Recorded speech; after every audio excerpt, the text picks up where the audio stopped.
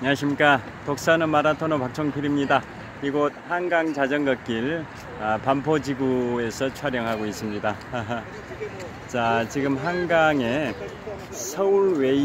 서울웨이브라는 멋진 시설이 보입니다. 자, 제가 보여드리도록 하겠습니다. 자, 이쪽에 먼저 반포 아파트 단지를 보여드리고 있습니다.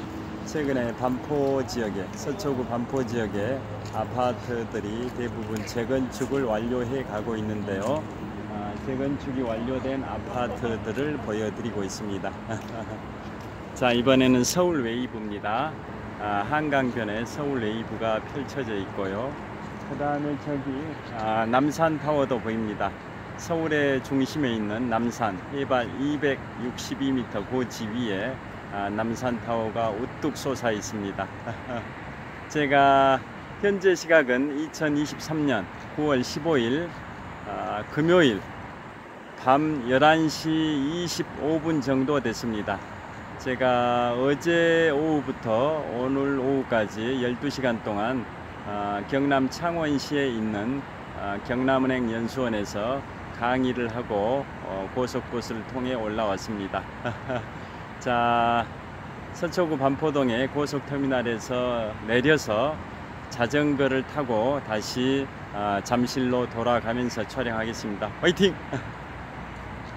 자, 이 자전거, 지금 보고 계시는 이 자전거를 제가 고속버스에 싣고 경남 창원에 있는 경남은행 연수원까지 다녀왔습니다. 고속버스 수화물칸에 싣고 다녀왔습니다. 제 자전거와 제 얼굴을 한꺼번에 보여드리도록 하겠습니다. 화이팅! 자, 자전거를 타고 이동하겠습니다.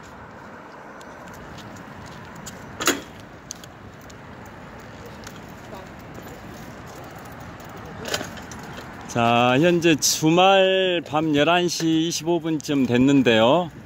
9월 15일 금요일 밤 11시 25분 정도. 주말이기 때문에 사람들이 많이 있을 줄 알았는데 늦은 밤이어서 그런지 자전거 타는 사람들도 별로 안 보입니다.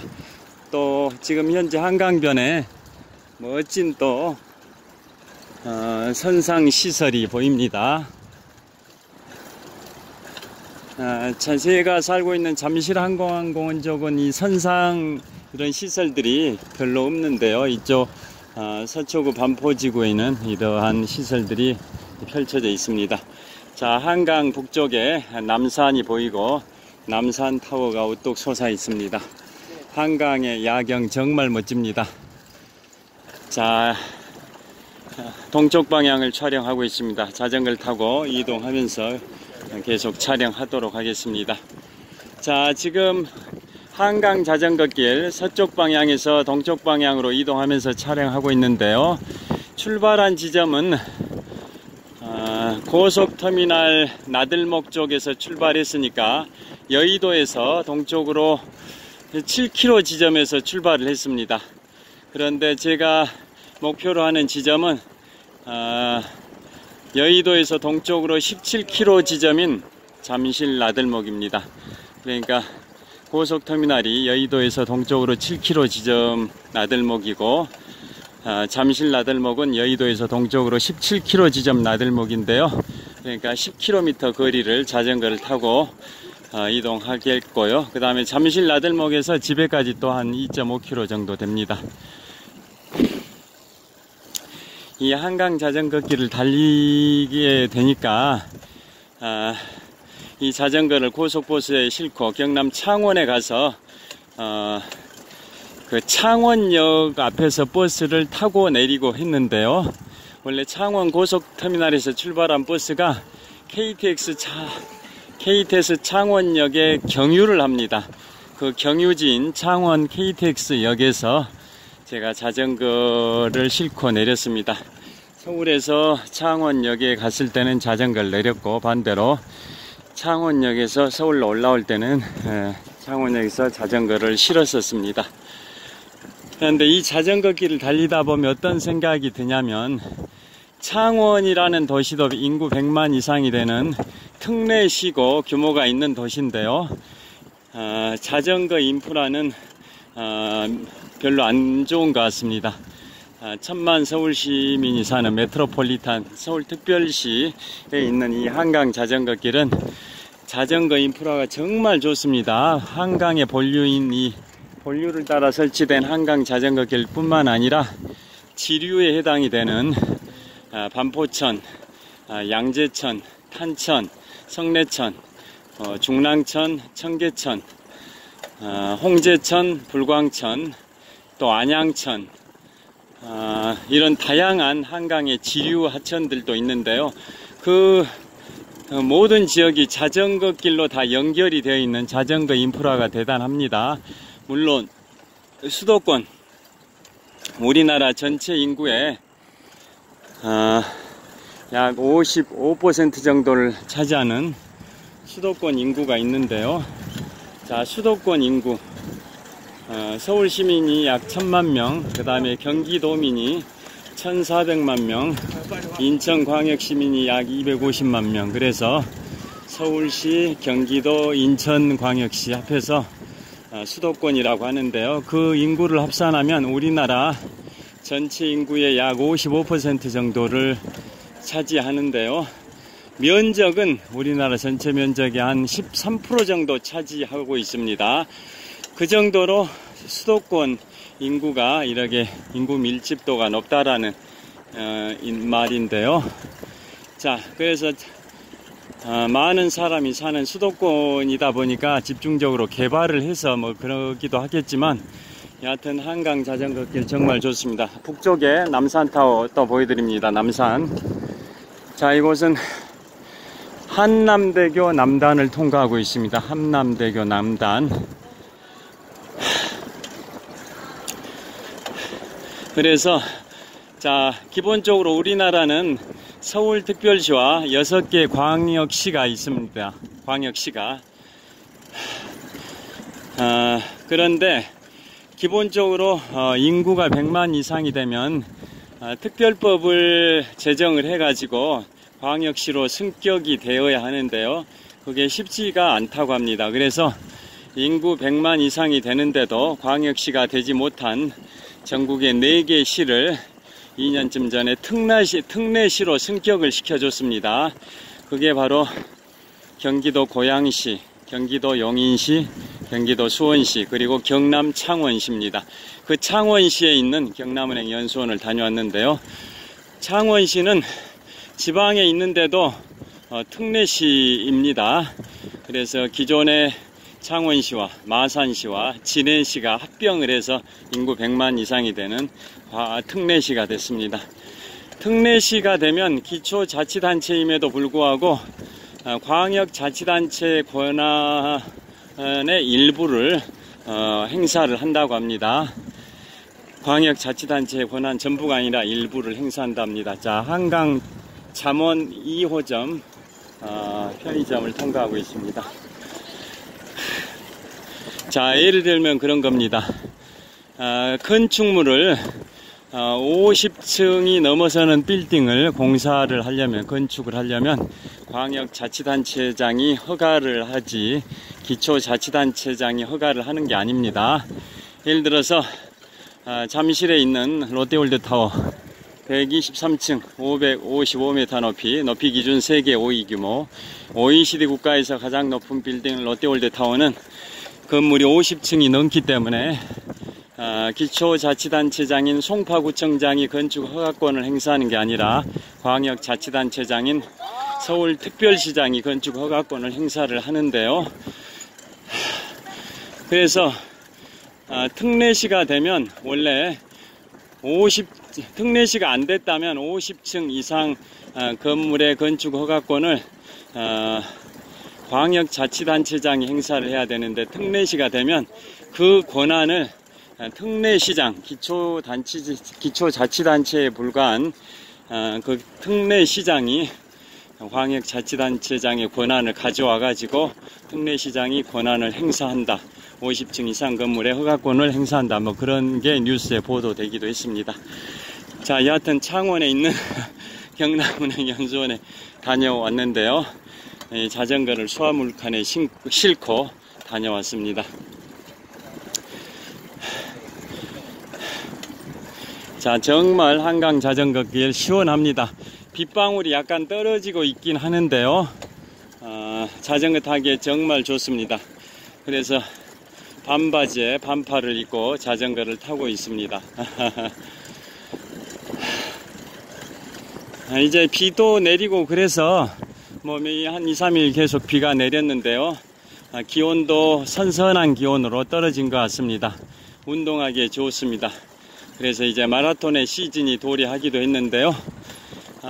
최근에 잠실 지역의 한강 자전거길을 달리다 보니까 9월 17일, 그러니까 모레입니다. 모레 9월 17일 일요일에 서울시 강동구에서 개최하는 강동구 암사동의 선사 유적지를 이름을 따와가지고 선사 마라톤 대회가 9월 17일 일요일 이틀 후에 있다라고 현수막이 군데군데 붙어 있었습니다. 그래서 이제 마라톤의 시즌이 도래했고요. 그 다음에 영화 1947 보스턴이 9월 27일에 개봉이 됩니다. 앞으로 12일이 지난 9월 27일에 영화 1947 보스턴이 개봉이 되는데요. 그 영화 정말 기대가 되는 작품입니다. 제가 4년 전에 이 가을에 잠실 종합운동장에서 송기정 기념 마라톤 대회에 출전했는데요. 송기정 세계 재패 기념 마라톤 대회였습니다. 자, 송기정 선생 잘 아시다시피 1936년 8월 9일 베를린 올림픽 남자 마라톤에서 2시간 29분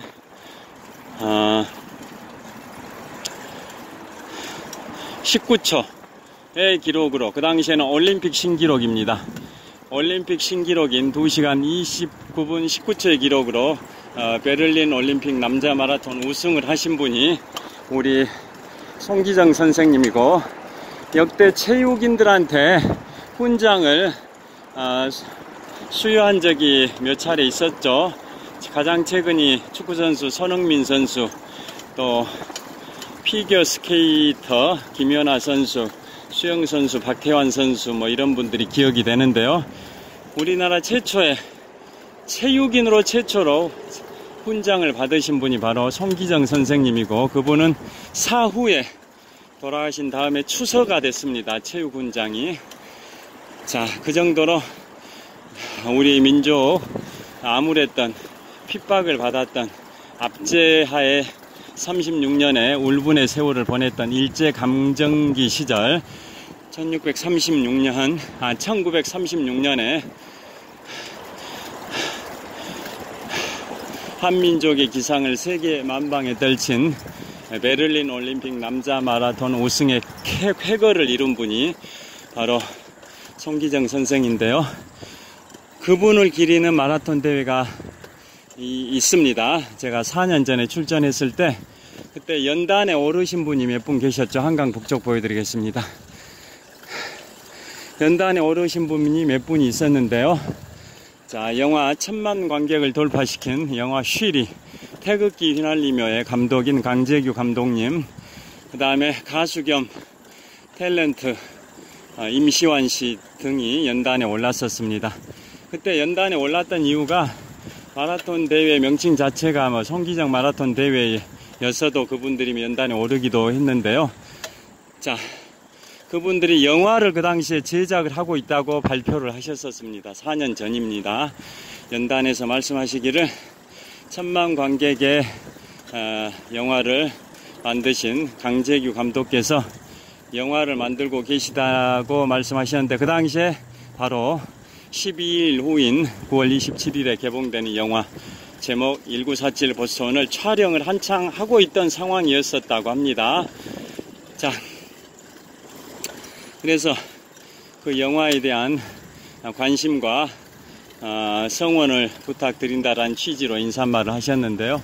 그 당시에 저는 마라톤 풀코스에 출전했는데 임시완 씨는 10km 부문에 출전하셨었고, 그분이 바로 영화의 주인공 서윤복 선수 역할을 하는 걸로 발표가 됐었고, 이번에 개봉된 영화도 뭐 그렇게 서윤복 선수 역할을 임시완 씨가 합니다. 그래서 주연 배우는 서윤복 선수 역할을 임시완 씨가 하고, 또 송기정 선생 역할을 하정우 씨가 하고, 또 다른 남승용 선수인가 누구 역할을 배성우라는 배우님이 하시고, 뭐 그렇다고 발표가 됐는데요. 자, 그럼 1947 보선이 어떤 내용의 영화인지 설명을 드리도록 하겠습니다. 한강 북쪽을 보여드리고 있습니다. 자, 드문드문 산책하는 분들이 가끔 보입니다. 지금 11시 한 40분쯤 됐을 것 같은데요. 늦은 밤 자정을 얼마 안 남기고 있는데, 얼마 한 20분 있으면 자정이 될 것 같은데요. 늦은 밤이라 그런지 지나가는 사람들은 별로 없긴 한데요. 이럴 때 조용히 자전거 타는 것도 기분이 좋습니다. 북적거리는 한강 자전거 길의 모습이 일반적인 현상인데, 오늘은 한밤중 밤 11시 40분 정도 된 시각이다 보니까 사람들이 별로 없어서 좋습니다. 자, 지금은 성수대교 남단을 통과하고 있습니다. 성수대교 잘 아시죠?